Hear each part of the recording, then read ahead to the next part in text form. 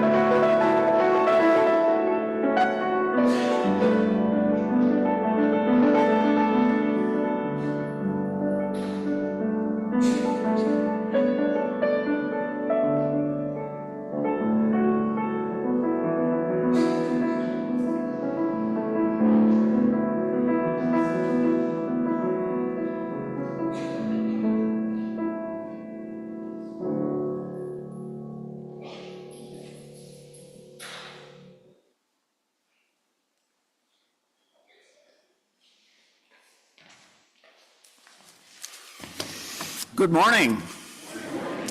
My name is David Jones. My pronouns are he, him, and his. I'm a member of the worship committee, and I'll be your worship associate this morning. Whoever you are, whomever you love, wherever you are in your life's journey, you are welcome here. Welcome to this live and live streaming service of the Unitarian Society of New Haven. We are a diverse, multi-generational faith community that inspires lives of compassion and generosity, nurtures spiritual growth, cultivates transformative connections, and creates a more just world. This is a congregation that believes Black lives matter. We believe that every person has the right to affirm their own gender identity and expression. We believe that every person is inherently worthy, and we believe that in using the democratic processes both within our congregation and in society at large. If you're joining us for the first time, we're so glad you decided to spend this time with us. The email address of the Connection team is membership@usnh.org, and you can visit usnh.org to find out more about us. As part of expanding our welcoming circle, we want to remind parents with young children we have an area set up with some toys over to the back rear here. And children can play quietly during the service. Also, if parents or anyone needs to get up and move around during the service, please feel free to walk around or go into the social hall, which is also wired for sound. Also, of course, we hope everyone will join us for refreshments and coffee. We need coffee after a service, I know that. So right after the service in the social hall. All right, we have so many announcements this morning. Steve and I are going to tag team them, but don't worry, they're going to go fast. First, thank you to everyone who helped run the stewardship kickoff event last night, especially the Sunday morning stewardship and connections team. All right, folks, great job.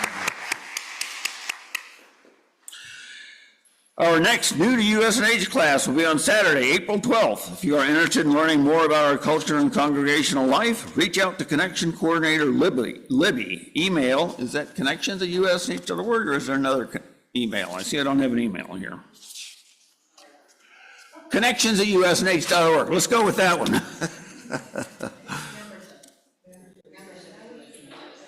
Membership. Okay. See, I'm already messing it up.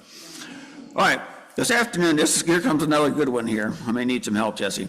This afternoon at 3 o'clock, USNH hosts Unidad Latina en Acción, and members of the Hamden Town Council will discuss a proposed ordinance to make Hamden welcoming for immigrants. Please attend, both for information to show support. Did I pronounce that close enough? All right. USNH Passover Seder and Potluck Dinner is open to everyone on Saturday, April 5th at 6 o'clock. Sign up with Amy and Toby in the social hall. And the fundraising auction gala starts in mid-April with online bidding. Visit the auction table to find out how you can help make it a success. This is our biggest fundraiser of the year, folks, so please participate. All right. David, at staff meeting, we realized that tomorrow is International Transgender Day of Visibility. And to our trans and non-binary siblings, we say very clearly from this pulpit, we see you, we love you, and we will provide safety and sanctuary amongst us.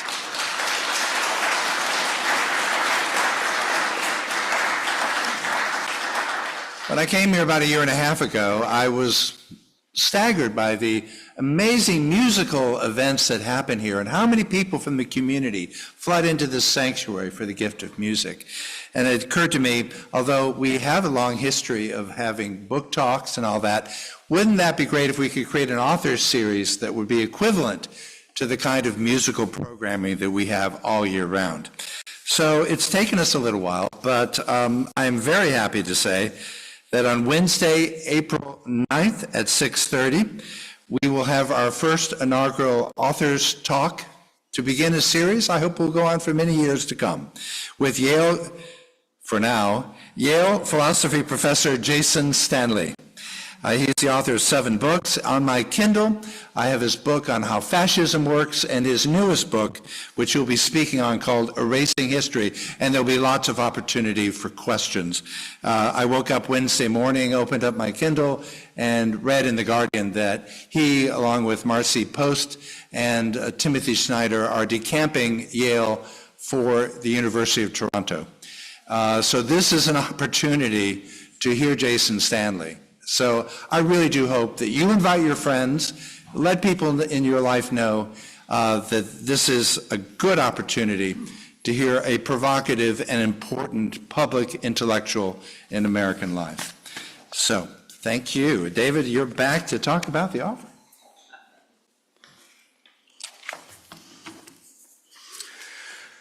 Every week we lift up the spiritual value of generosity by taking an offering for the ministries of this congregation.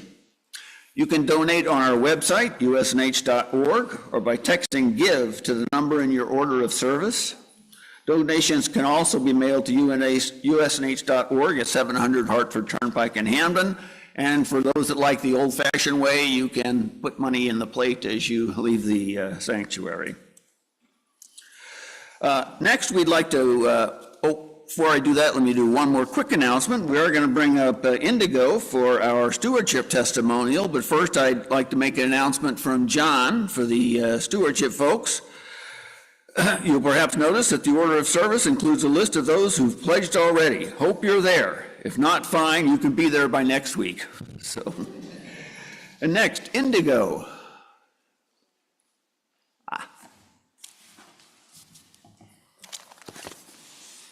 Thank you so much.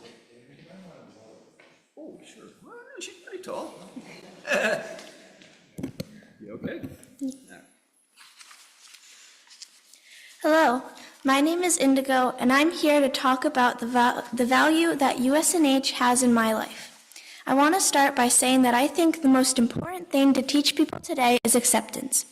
Because who wants to live in a world where people are treated like trash just because of who they are? If we look beyond all the classifications and categories of people, we as a whole all really have the same goal, to make the most of our lives. How we make the most of our lives is what differentiates us. And let me get something straight. Acceptance is not the same as sympathy. Acceptance is not saying, oh, you believe this? That's okay, I'll still be your friend. Acceptance is saying, you believe that? Cool, here's what I believe.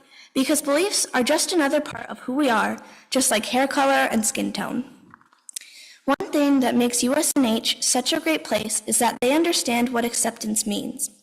They don't ask what you believe in when you join. They just say, welcome to the community, and give you a name tag. USNH is not focused on any one religion. In their sermons, they talk about a variety of beliefs, religious or not. They focus on the messages and morals that come from a religion, not enforcing the beliefs and practices themselves.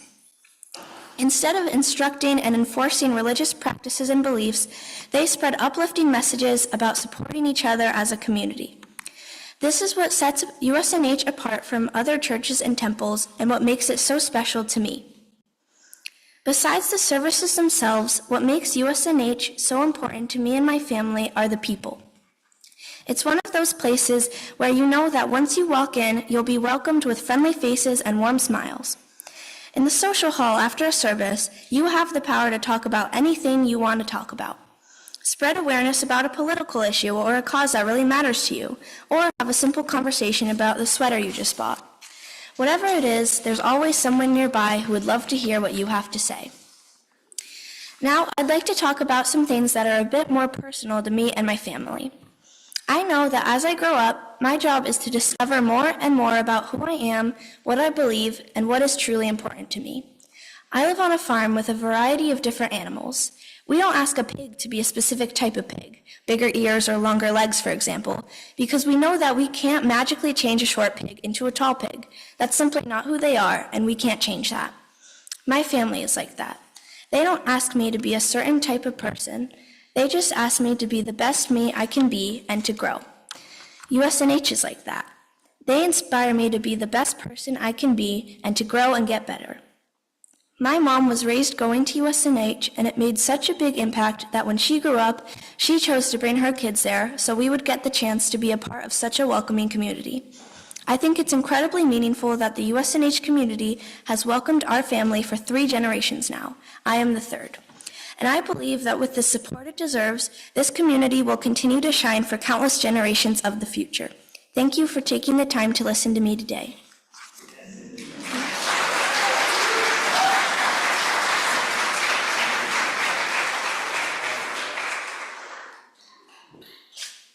Thank you, Indigo. Good morning. My name is Sunny. I'm the ministerial intern here at USNH. My pronouns are she and her. I call us to worship today, and we light the chalice with words from May Sarton. They're actually from our gray hymnal. Help us to be the always hopeful gardeners of the Spirit, who know that without darkness, nothing comes to birth. As without light, nothing flowers. And so now we'll turn to our joys and sorrows. We'd like to acknowledge, first and foremost, the victims in Myanmar.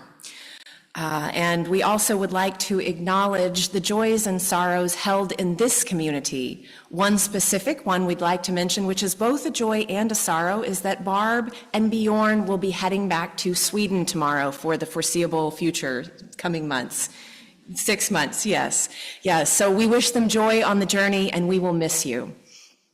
So now, as we sing our opening hymn, this is a chance to acknowledge other joys and sorrows in our community. As we sing, we invite you to come forward as you feel called to either light a candle for a particular joy or drop a stone or shell into the water for a particular sorrow. We will be singing hymn 124, Be That Guide.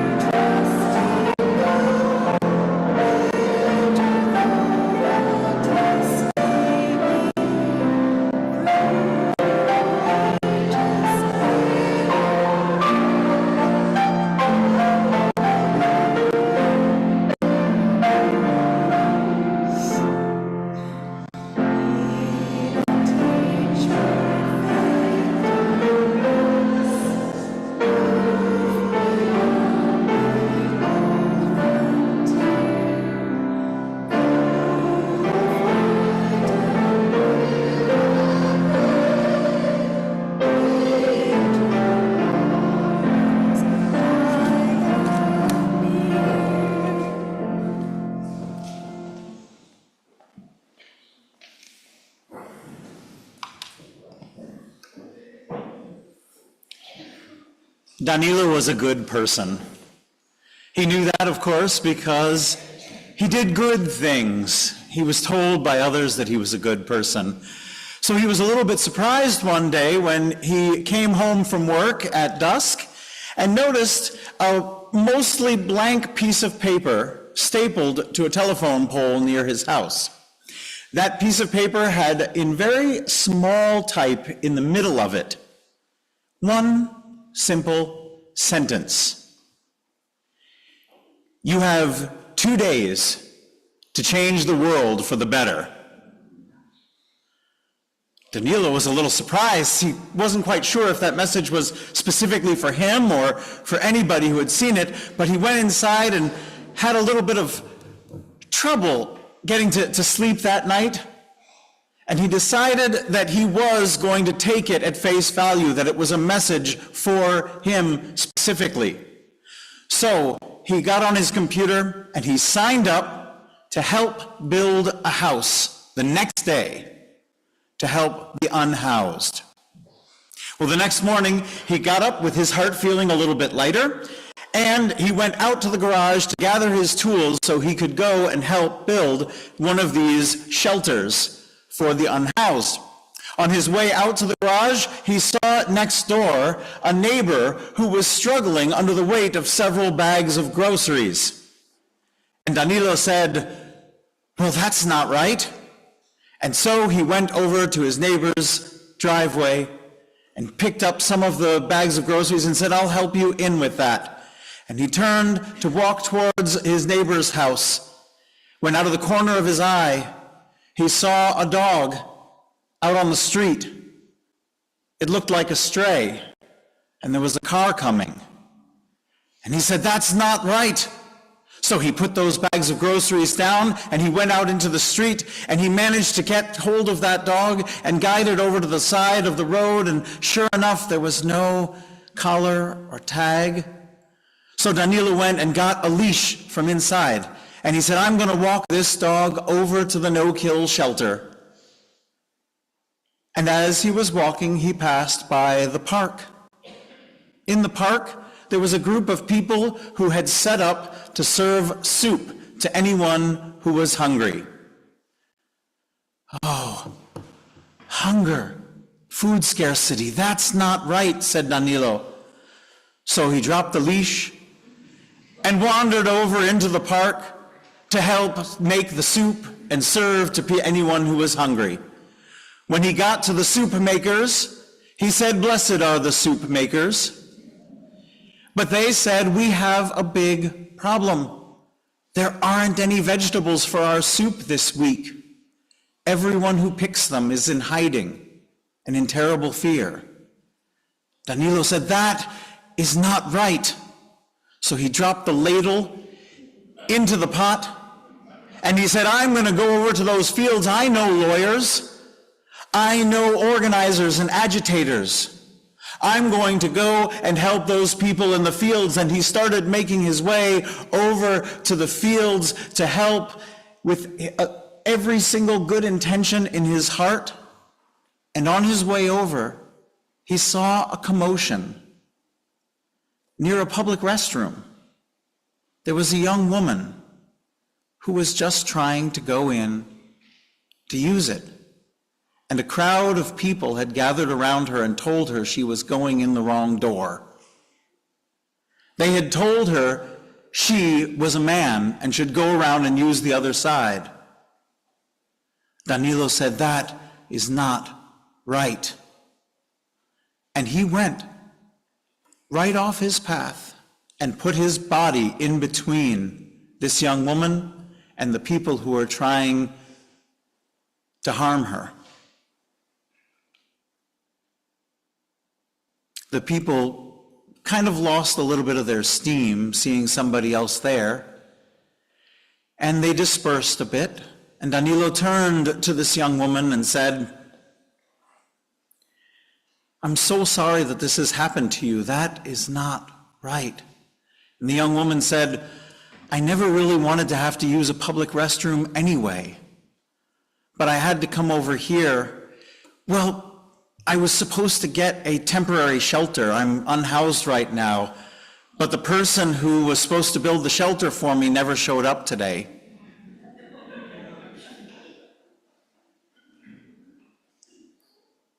Danilo thought about all of the different strings pulling his heart in different directions, every good intention that he had. And he turned and he said, "You know what? You can stay in my house tonight. I will give you shelter. And tomorrow, why don't the two of us get up and go build that shelter together? Everything else can come the day after that."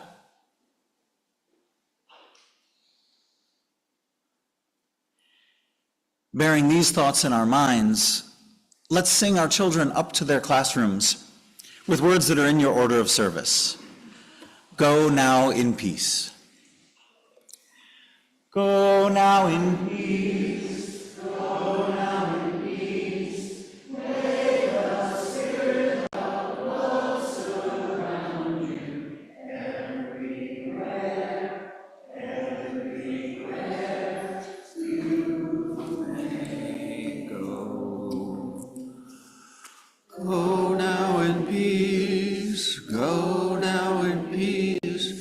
May the spirit of love surround you everywhere, everywhere you may go.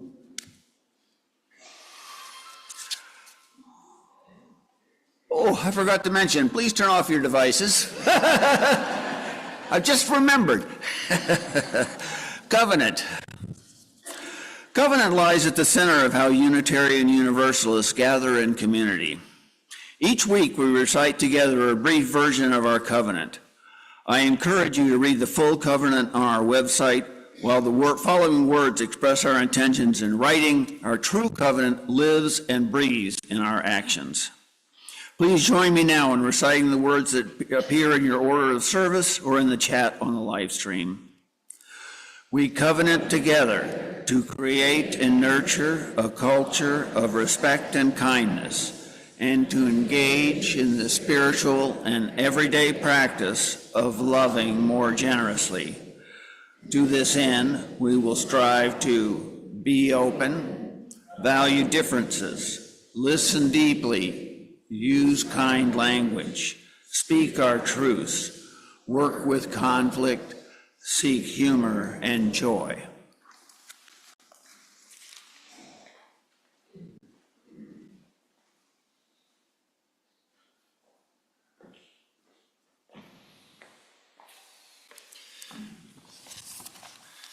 Thinking about how to improve the world in 2 days, I opened up my phone, Uber delivery service, and had 12 Big Macs delivered directly to the Oval Office.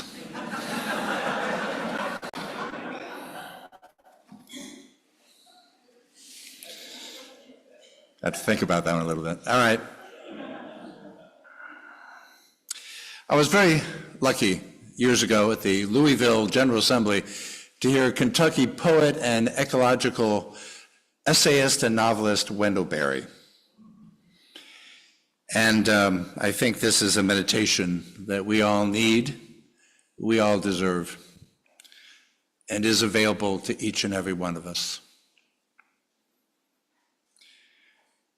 When despair for the world grows in me, and I wake in the night at the least sound, in fear of what my life and my children's lives may be, I go and I lie down where the wood drake rests in his beauty on the water and the great heron feeds. I come into the peace of wild things that do not tax their lives with forethought of grief. I come into the presence of still water, and I feel above me the day-blind stars waiting with their light. And for a time, I rest in the grace of the world and am free. Let us hold silence together. And then I invite David to read God Bless the Grass by the Unitarian songwriter Malvina Reynolds.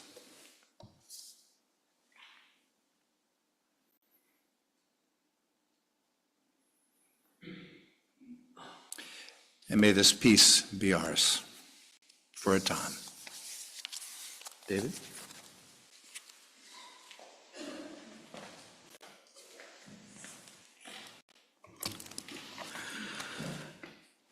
Today's reading is God Bless the Grass by Malvina Reynolds. God bless the grass that grows through the crack. They roll the concrete over it to try and keep it back. The concrete gets tired of what it has to do. It breaks and it buckles, and the grass grows through. God bless the grass. God bless the truth that fights towards the sun. They roll the lies over it and think that it is done. It moves through that ground and reaches for the air, and after a while it is growing everywhere, and God bless the grass. God bless the grass that grows through cement. It's green and it's tender and it's easily bent. But after a while it lifts up its head, for the grass is living and the stone is dead. And God bless the grass. God bless the grass that's gentle and low, its roots that are deep, and its will is to grow. And bless the truth, the friend of the poor, and the wild grass growing at the poor man's door, and God bless the grass.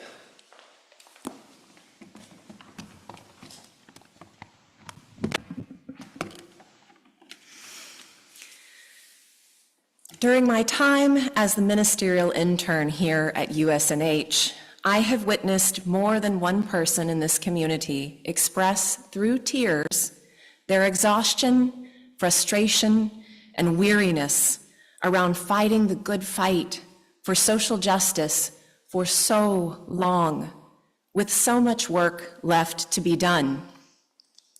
Reverend Stephen actually shared in supervision this week that even he has not been immune to such feelings at certain points in his career.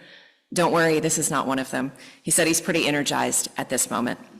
But the point is, I think UUs, with our emphasis on activism and organizing, are particularly susceptible to burnout. So it got me thinking about what powers our social justice work as UUs. Where does the fuel come from? And how can we ensure it remains a renewable energy source? One that will not run out over the course of a lifetime or 4 really intense years of a presidential term. How can we prevent burnout, the kind that impacts more than the external social action out in the world, the kind of burnout that starts to wreck internal physical health, mental and emotional well-being, and relationships with those we love? I began to suspect that there had to be an important inner component to outer social justice work. Soon after these thoughts began percolating, quite serendipitously, I ended up in a semester full of classes where we were reading all of the classic texts on activism and organizing and justice for all. Saul Alinsky's Rules for Radicals, Paulo Freire's Pedagogy of the Oppressed, Bell Hook's Teaching to Transgress, Howard Thurman's Jesus and the Disinherited. I began to notice a thread running through these seminal texts. Amidst all the wisdom on how to create social change in the outer world, these teachers and authors acknowledged the necessity of doing the inner work.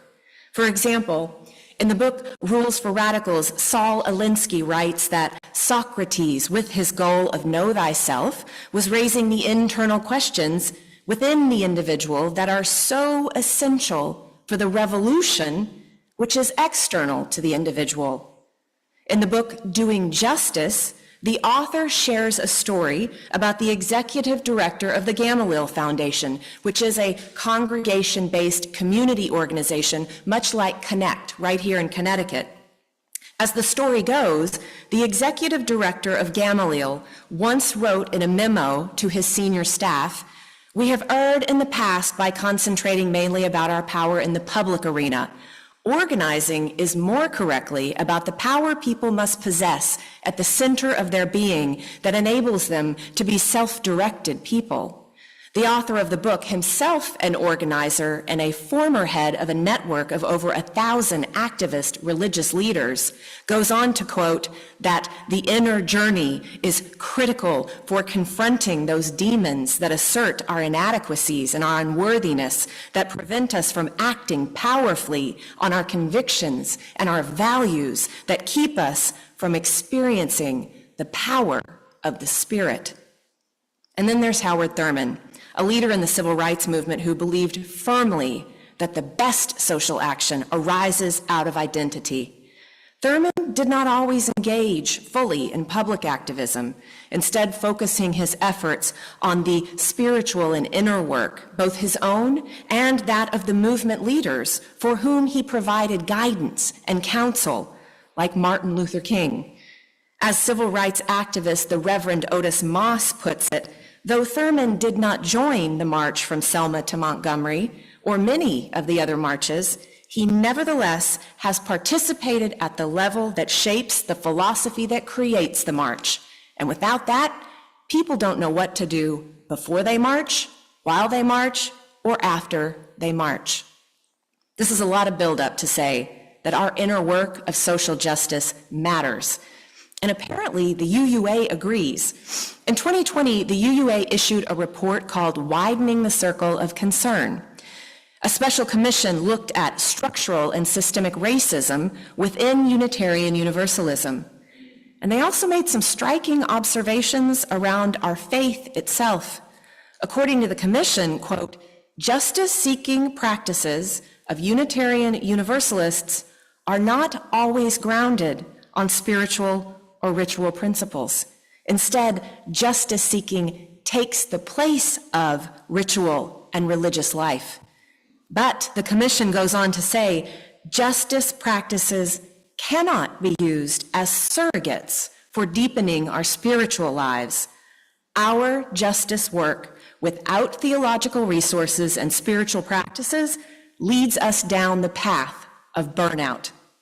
So today, I want to talk about our inner work of social justice and some of those spiritual resources that the UUA Commission is talking about that can not only prevent burnout, but also help us access that power at the center of our being, power that is critical in navigating the next 4 years and beyond.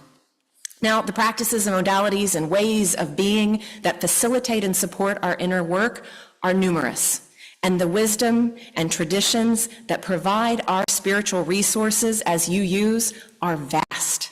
But for purposes of today, I'm going to mention only 3 areas of inner work that I think are particularly important at this specific moment in time: attention, energy, and perspective. Number 1, our attention.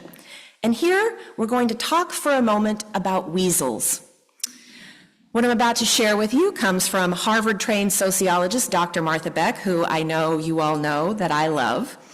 She writes, when weasels go hunting, they locate their favorite prey, rabbits, and then right out in the open, perform a bizarre murder dance. They flail, they leap, they spin, and somersault so frenziedly, they make Olympic gymnasts look kind of sluggish. This fascinates the rabbits, who stop and stare at the dancing weasel.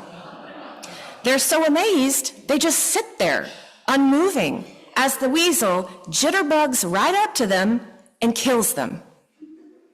We humans aren't that mesmerized by literal weasels, but we are susceptible to the frenzied dance of human predators. And right now, it's like we've wandered into a weasel rave.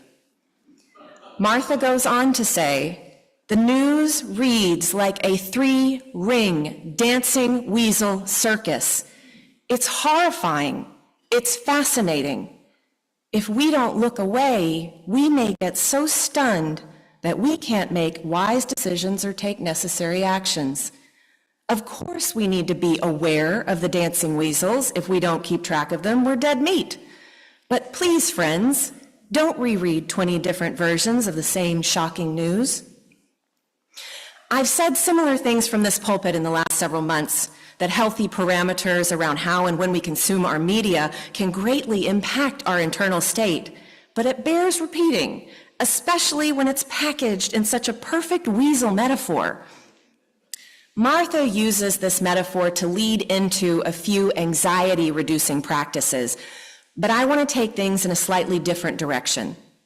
There's a concept in acceptance and commitment therapy, a form of psychotherapy developed by clinical psychologist and professor Dr. Stephen Hayes, that is designed to help folks diffuse from difficult thoughts. And in light of the current weasel dance circus, diffusing from difficult thoughts is an absolute sanity saver. In acceptance and commitment therapy, they make a distinction between clean pain and dirty pain. Clean pain is the unavoidable pain of being human, losing a loved one, getting fired from a job, watching politicians we didn't vote for run amok. These kinds of events are usually out of our control, and so is that initial pain that accompanies them. But dirty pain is different. Dirty pain is the suffering we create after the fact by stewing and ruminating and perseverating on the painful event. So, if you lost a loved one, for example, the clean pain is the sadness and the grief that are a natural part of that very human experience of loss. The dirty pain, however, is the thoughts that come along afterward that create suffering, like, no one will ever love me like they did. There will be no one to take care of me now. I am going to die alone. Those thoughts are dirty pain. If you're familiar with the Buddhist concept of the second arrow, the idea around dirty pain is very similar. In Buddhist teachings, they speak of two arrows. The first arrow represents the initial strike of a painful event. The second arrow, however, is the suffering we create in our own minds. As the Buddha explained it, in life, we cannot always control the first arrow. However, the second arrow is our reaction to the first. The second arrow is optional. At this moment, are you shot through with second arrows? Are you drowning in dirty pain? Or to put it more bluntly, have you become so mesmerized by the weasels dancing before us right now that you didn't notice the virtual Trump Tower being constructed in the precious real estate of your mind? Where our attention goes, energy flows. I don't know that we have ever witnessed on the public stage such a classic narcissist in action.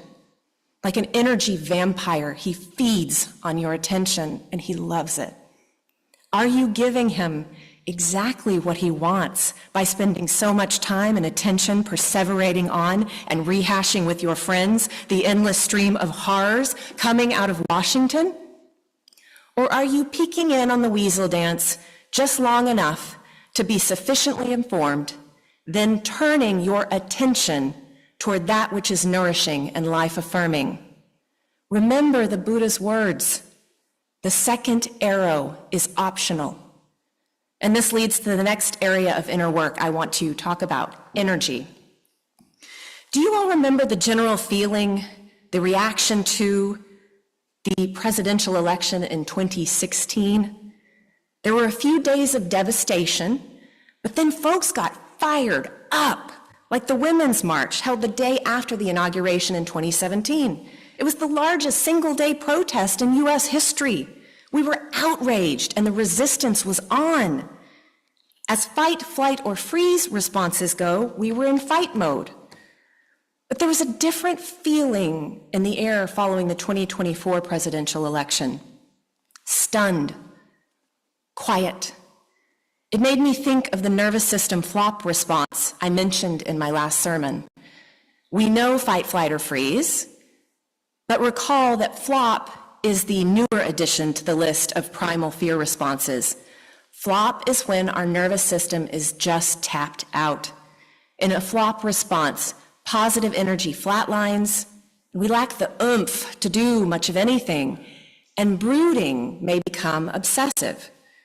Now, if you are currently feeling clear about what you are called to do in this moment, and you are taking energized action to organize or resist, awesome. We know resistance can be an effective tool. But I want to speak to the folks who are in a freeze or flop response, who may have limited energy to work with right now. Because sometimes the posture of resistance is like the posture of arm wrestling. Force meets force in a battle of teeth-gritting will. That is a difficult posture to maintain long-term, especially if you entered the wrestling match running on fumes. It is a posture that can lead to burnout if not balanced with nourishing practices. And it is not the only meaningful use of our energy. Hafez, the 14th century Persian poet, wrote, "Troubled? Then stay with me, for I am not." I think Hafez, in all his mystical glory, was picking up on an effective tool, a nourishing practice that it would take centuries for our science to demonstrate. I mentioned in my last sermon a few studies from Dr. Lisa Miller at Columbia University, another person you all know I love. It was on the phenomenon of entrainment, that basically when two people are emotionally in sync, connected in an empathic state, their oscillating brain waves synchronize to be in the same place. But there was one important study I didn't mention. In this study, a team watched what happened in the brains of romantic partners as they held hands and comforted one another through pain. As scientists monitored the brain activity of the couple, two things happened. One, the pain of the comforted partner was alleviated, and two, their brain waves became synchronized, but not just synchronized in any old brainwave state, synchronized primarily in an alpha wave state, which is the same wavelength seen in studies of meditating monks. As Dr. Miller puts it, we are built to comfort each other. Our brains can share oneness, and this oneness is a vital mechanism of healing. Our energy matters. The outer energy of resistance, yes, but also the energy we maintain within.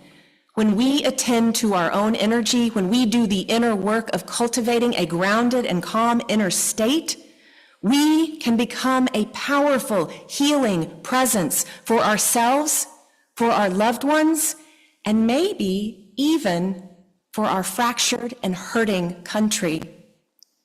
Can you be like Hafez? Can you be the one the troubled sit with, for you are not? Now, I do want to acknowledge that asking anyone to be untroubled at this moment is a big ask. But that's why community is so important, because when one is troubled, there are others who are not. But we got to do the inner work to cultivate our energy and at least make a little room for some untroubled space. And this brings me to the final piece of inner work I want to talk about today, perspective, and how changing our perspective can change how we experience troubled times. Widely acclaimed Brazilian poet Adélia Prado writes, "I am beginning to despair and can see only two choices: either go crazy or turn holy." Today, I want to make an argument for turning holy, for turning our perspective towards something that can be so much more powerful than any one presidential administration: faith. Now, I realize faith can be a touchy topic in a UU congregation, but I'm going there. And actually, so is the UUA. In the UUA report I mentioned earlier, the one on widening the circle of concern, the commission pretty bluntly stated, our time as a haven or social club for those disaffected by other religions has passed. In these searing times of political division, climate change, economic polarization, and global strife, people need a sustaining faith. I could not agree more. But here's the thing, faith takes work.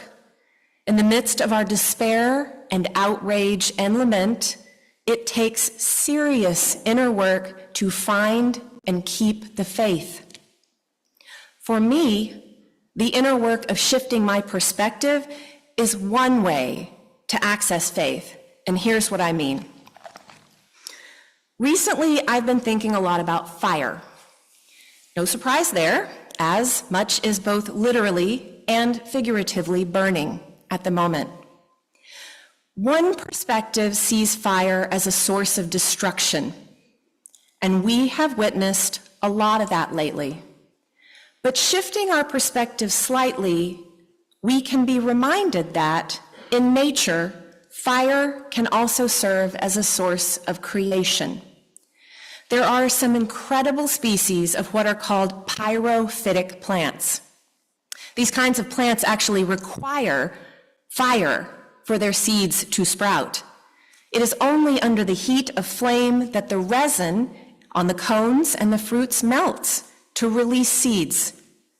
Other species of pyrophytic plants create elaborate underground structures specifically designed for regrowth, allowing them to come back even if the above ground portion has been destroyed. The infinite intelligence of nature knows that fire is foreseeable, that surface devastation is going to happen from time to time, so much so that it has built creation into inevitable destruction. This is the infinite intelligence that has been moving through nature for millions of years.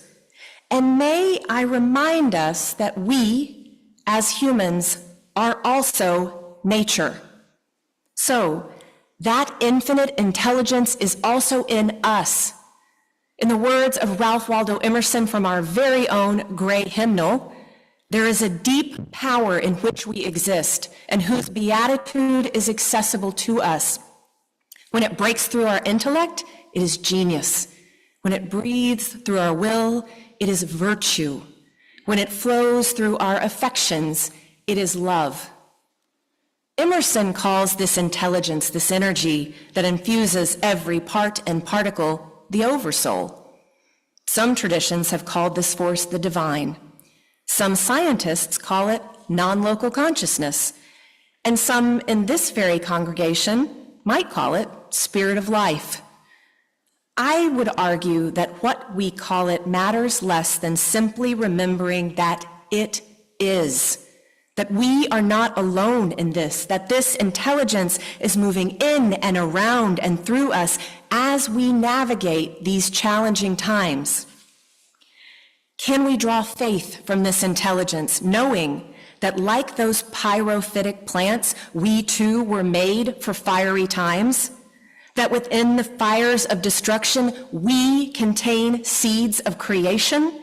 That while the flames rise around us, we know that we can rely on the underground structures of relationship and community that will allow life and growth to come back once the fire has passed? Can we have faith, like Joan of Arc, that we are a people who were born for this? That we are a faith tradition that is made for this? Let me be clear. I am not advocating for setting any fires. My heart hurts and I seethe with rage and helplessness as I watch what is burning around us.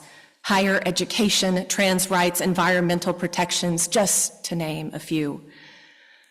But when fires burn outside of our control, we still do have control over our attention, our energy, and our perspective on how we see these events. And our perspective can expand to include faith in the creation that will happen when this too does pass. Islamic mystic and poet Rumi said, "Where there is ruin, there is hope for a treasure." May we, as a people, bear witness to the intense suffering and fight the fires that burn. But may we also turn at least some of our attention, our energy, and our perspective toward faith, hope, and creation of treasure. Thank you.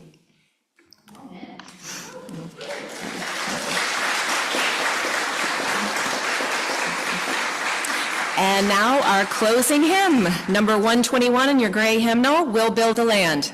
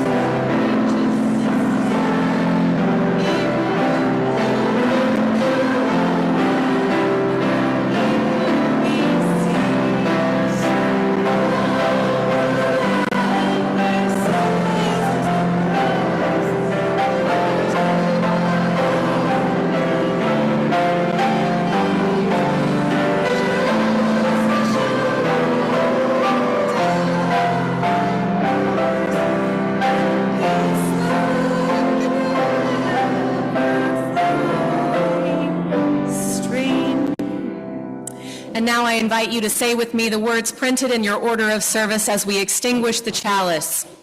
We extinguish this flame, but not the light of truth, the warmth of community, or the fire of commitment.